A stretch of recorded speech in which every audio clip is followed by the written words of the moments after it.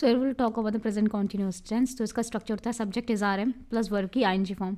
सो इसका यूज़ क्या होता है, action that continue in the moment. तो प्रेजेंट कॉन्टिन्यूस में वो एक्शन जो अभी मोमेंट में कंटिन्यूस है. I am teaching, we are studying, the boy are playing in hockey in the field. I am teaching, मैं अभी पढ़ा रहा हूँ. तो अभी ये कंटिन्यूस एक इवेंट है. तो जो कंटिन्यूस इवेंट चलता है, जो अभी कंटिन्यूस मोमेंट लाइक अभी जो मोमेंट में चल रहा है, उस इवेंट को हम लिखते हैं प्रेजेंट कॉन्टिन्यूस टेंस के थ्रू.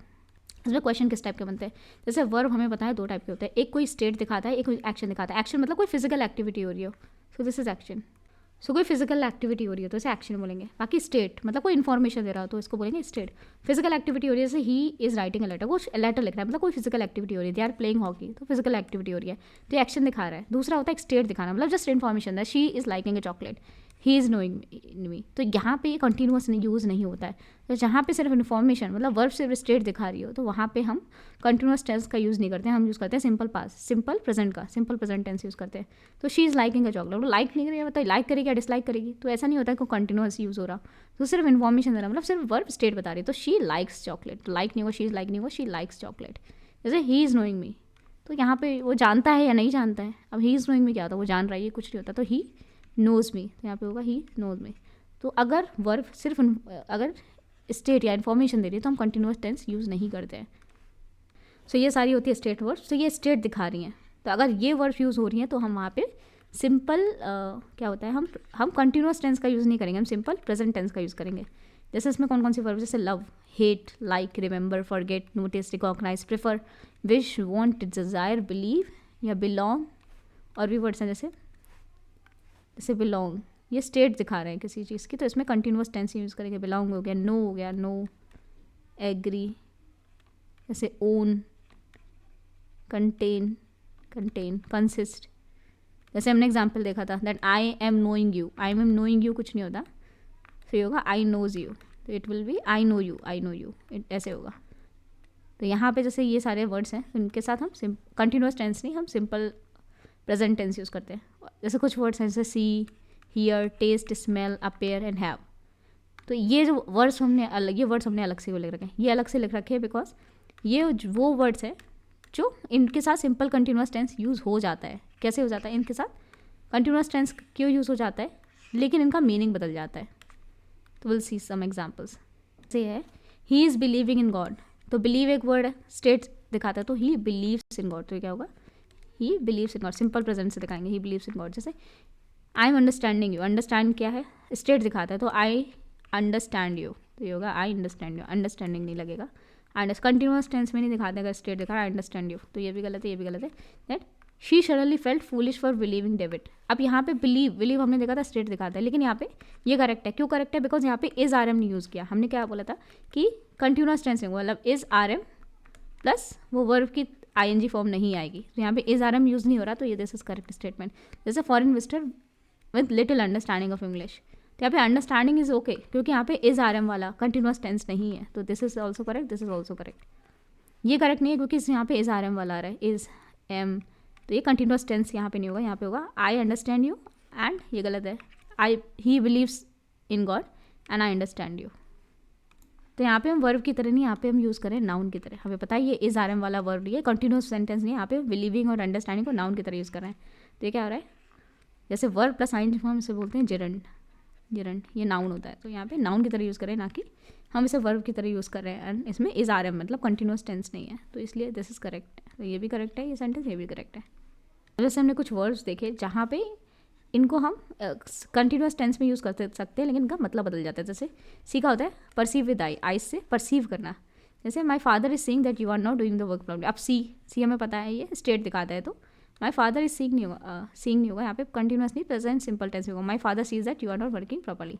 जैसे he is seeing me coming towards him, he seeing भी नहीं होगा, he she is me coming towards him, ये करेक्ट होगा. जैसे अब सीइंग, अब इसका मतलब बदल जाए, तो परसीव करना आइज से, एक होता है मिलना, किसी से मिलना. जैसे mother is seeing the doctor, तो यहाँ पे कंटिन्यूस टेंस लग जा रहा है क्योंकि मतलब ही बदल जा रहा है सीइंग का. यहाँ पे सीइंग का मतलब परसीव विद आई, परसीव करना है, तो परसीव करने के लिए हम क्या यूज़ करेंगे, simple present tense. Continuous, simple continuous नहीं, लेकिन यहाँ पे मिलना, अगर सीइंग का मतलब मिलना है तो यहाँ पे हम सिंपल कंटिन्यूस टेंस यूज़ कर सकते हैं. जैसे she is meeting the doctor again. तो दूसरा वर्ड है हियर, जैसे परसीव विद ईयर्स, हियर सुनना, किसी को परसीव करना ईयर से. तो यहाँ पे कंटिन्यूस टेंस यूज़ नहीं कर सकते क्योंकि ये क्या है, हमारा एक स्टेट बताती है. तो जैसे she is hearing an noise, नहीं she hears a noise will be correct. यहाँ से my father is hearing that you are going to, ये नहीं होगा, my father hear that you are going to, this correct.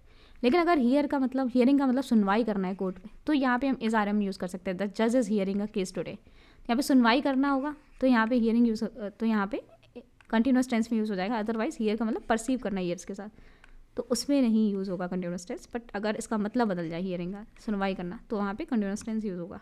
फिर एक word है test, तो टेस्ट का मतलब होता है किसी का फ्लेवर, तो ये कंटिन्यूस टेंस यहाँ पे यूज़ नहीं होगा क्योंकि स्टेट दिखा रहा है। स्वाद, मतलब स्वाद, किसी चीज़ का स्वाद है, तो sugar taste is tasting sweet नहीं होगा, शुगर टेस्ट स्वीट। लेकिन अगर यहाँ पे मतलब बदल जाए, tasting, that to taste something intentionally, किसी को चखना, इंटेंशनली किसी चीज़ को चखना, तो वहाँ पे यूज़ होगा my wife is testing my the soup, my wife is testing the soup. तो यहाँ पे कुछ काम हो रहा है, टेस्ट कर रही है, चखना, तो यहाँ पे कंटिन्यूस टेंस यूज़ होगा, यहाँ पे नहीं होगा, क्योंकि जो ऊपर टेस्ट है वो एक स्टेट दिखा रहा है, लेकिन नीचे एक एक्शन दिखा रहा है। तो हमने पहले ही देखा था, अगर स्टेट दिखा रहा है तो हम सिंपल प्रेजेंट टेंस यूज़ करते हैं, और अगर कोई एक्शन दिखा रहा है, अगर स्टेट दिखा रहा है तो सिंपल प्रेजेंट टेंस, अगर एक्शन दिखा रहा है तो हम यूज़ करते हैं कंटिन्यूस टेंस। अब जैसे यहाँ पे वर्ब क्या है, स्मेल, स्मेल मीन्स महकना, तो महक रहा है, तो यहाँ पे क्या है, स्टेट वर्ब है, तो यहाँ पे कंटिन्यूस टेंस यूज नहीं होगा। तो यहाँ पे रोज स्मेल स्वीट, रोज स्मेलिंग स्वीट नहीं होगा, रोज स्मेल्स, क्योंकि यहाँ पे क्या दिखा रहा है, ये स्टेट दिखा रहा है। स्मेलिंग अगर सूंघना, महकना तो होता है, अगर सूंघने की जगह स्मेलिंग मतलब सूंघना, तो यहाँ पे कोई वर्ब हो रहा है, यहाँ पे कोई एक्शन हो रहा है, तो she is smelling the flowers, तो यहाँ पे एक्शन यूज हो रहा है, तो हम यहाँ पे सिंपल कंटिन्यूस टेंस यूज़ कर सकते हैं।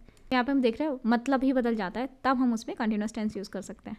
सो नेक्स्ट हमारा होता है अपेयर, अपेयर मतलब प्रतीत होना, टू सीम, तो यहाँ पे हम स्टेट वर्ब है तो कंटिन्यूस टेंस यूज़ नहीं करेंगे। जैसे exam is appearing to be difficult, exam appears to be difficult, ये ज़्यादा सही है, तो ये सही है, this is wrong, and that it is appearing to be that you will subject, it appears to me that you will subject. तो अगर सीम अगर यूज़ हो रहा है तो यहाँ पे हम सिंपल प्रेजेंट टेंस यूज़ करेंगे। अपेयरिंग में to come out to be published, अगर अपेयरिंग मतलब कम आउट टू पब्लिश्ड, यहाँ पे क्या हो रहा है, कुछ एक्शन हो रहा है, तो the book is that appearing next month, तो यहाँ पे हम कंटिन्यूस टेंस यूज़ करेंगे अगर मतलब बदल जा रहा है। यहाँ पे अपेयर का टू सीम, यहाँ पे अपेयरिंग का मतलब to come out to be published, that is now the artist is appearing on the stage, appearing on the stage, तो यहाँ पे कोई काम हो रहा है, to come out to be published, तो यहाँ पे हम कंटिन्यूस टेंस यूज़ करेंगे। सो यहाँ पे होता है हैव का मतलब होना, पजेस करना, ओन करना, यहाँ पे कंटिन्यूस टेंस यूज़ नहीं होगा क्योंकि स्टेट वर्ब है, तो he has a great family, he is having नहीं होगा, he is has a great family, that I have 3 children, correct, I am having नहीं होगा। अब जैसे यहाँ पे हैविंग की जगह ईट और ड्रिंक और स्पेंड टाइम अगर इसकी तरह यूज़ करें, जैसे आई एम हैविंग लंच, तो ये सही होगा।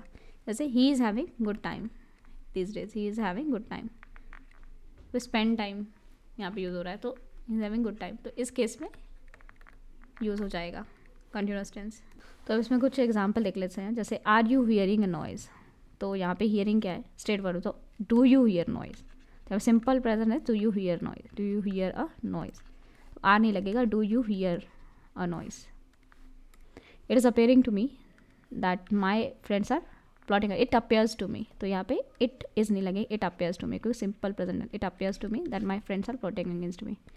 हमने देखा था लव क्या होता है, स्टेट वर्ब होती है, तो जैसे you are very lovable person but I am not loving you, तो जैसे आई एम लविंग इट, ये गलत स्टेटमेंट है, लेकिन क्यों यूज़ करते हैं, जस्ट मार्केटिंग स्ट्रैटेजी कि लोगों का अट्रैक्शन जाए कि गलत लिखा हुआ है, तो इसलिए यहाँ पे otherwise is a wrong statement. तो I am not loving you is wrong because यहाँ पे क्या है, लव क्या है, स्टेट दिखाता है, तो I do not love you, I do not love you होगा, तो सिंपल टेंस यूज़ होगा यहाँ पे।